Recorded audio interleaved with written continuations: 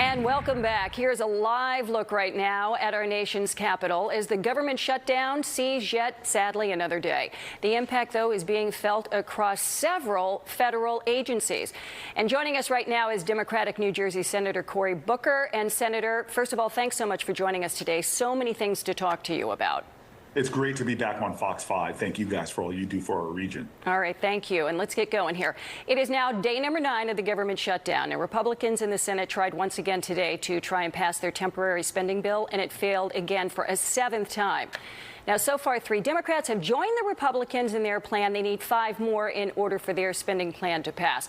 So far, though, you know, what most Americans are hearing is this blame game. The Dems and the Republicans, you guys going back and forth blaming one another. So I don't want to get into that right now. I don't want to hear about the blame game. What I would like to know from you specifically is what is it that Democrats can do to end the shutdown? Give me some specifics here without blaming the Republicans. I'll get to the Republicans in a minute. I appreciate that. Look, we want to sit down with them. We're frustrated that we can't even do it.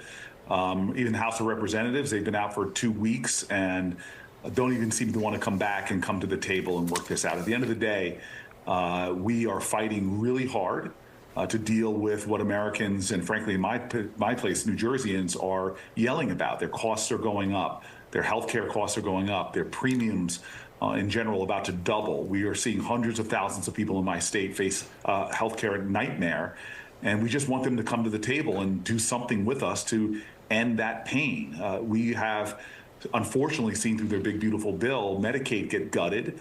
Millions of Americans are going to lose their health care. And now they're going to do what they said they wanted to do in Project 2025, which is gut the Affordable Care Act. We don't want that to happen. And so this is a fight to keep the cost of health care down, to end the pain that hospitals in our region are saying will happen. Longer emergency room wait lines, decline in services, and the challenges of even trying to keep some of our most vulnerable hospitals open. So we want them to come to the table, deal with this. We want to negotiate. President Trump literally was called out by fact checkers for lying, saying he said he's willing to sit down with us, but we can't even get a meeting to discuss this. Okay, I understand about the health care crisis, but again, specifically, are there any concessions here that the Democrats can make to get this ball over the goal line? Are there any concessions that the Democrats, and again, I'll get to the Republicans in a moment, but what can the Democrats do? Any concessions? Yeah, this is not a hard line for us. I want them to do something to lower the prices of healthcare. Do something.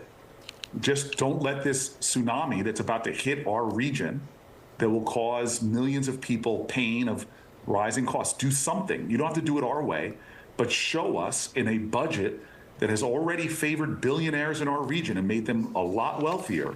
Show us that you're going to do something for working people in our region. Okay, but is there anything, though, that the Democrats will make concessions on? I understand what you're asking them to do. What is it that you can do?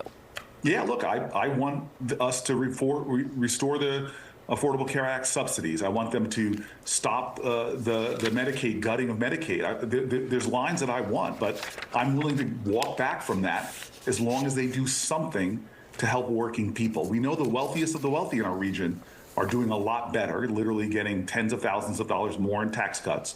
We just want them to do something for people that are facing their premiums. So again, no bright lines, no hard lines, just do something to help people. Okay, gotcha. Now, you know, in your state of New Jersey, they are already feeling the impacts of the shutdown. Newark Airport, as you know, doesn't have enough air traffic controllers. That's been an ongoing problem now for a very long time. And Transportation Secretary Sean Duffy said earlier this week that there's been an uptick in the number of air traffic controllers calling out sick. And on top of that, they are going to stop getting their paychecks. What do you say to them? Not what the Republicans can do, but what do Democrats say to those people? You know who runs that agency, right? They have complete control over that agency. Nothing has happened yet that has affected their agency. So if there's any problems at the airport, it's responsible the person that manages it. Just like you all knew me when I was mayor. If the sanitation workers or the engineers didn't show up for work, weren't allocated right, it would be on the mayor, the executives, to handle that situation. This is really comical to me, that the person who's running the agency is suddenly saying the problems that have been there for months and months and months are suddenly the Democrats' fault. You control the White House. You control the House of Representatives and the Senate. Manage your agency. We have a right in our region to demand that our airports are run well. And if they're causing problems and failing to step up to the job, you can get out of the way and let a Democrat run the agency. But right now, they are in charge. They are responsible. Okay, right now, what I want to do, I want to switch gears right now to the final debate in the race for governor of New Jersey. You know, it was last night. And some recent polls show Democrat Mikey Sherrill with a 5 to 7 point lead, but at least one poll shows that the race has tightened substantially with Republican Jack Ciattarelli. Now, it seems as though his message is starting to resonate more with New Jersey residents than Sherrill's. What do you say to that? I say a guy who says he's 100% MAGA, that he will bend to the knee and do what Donald Trump wants, the guy who is now, Donald Trump has attacked our tunnel project. He's attacking our airports. He's attacking our health care. He took away our state and local tax deduction in our region. If you're 100% MAGA, I don't want you. We need a governor in New Jersey that's going to stand up and fight for New Jerseyans, fight to lower costs, fight to continue the projects that we have. I don't want somebody that's just going to be a puppet for the president. Like he said, again, I'm 100% MAGA. He asked for a rating for President Donald Trump. He gave him an A rating during that debate.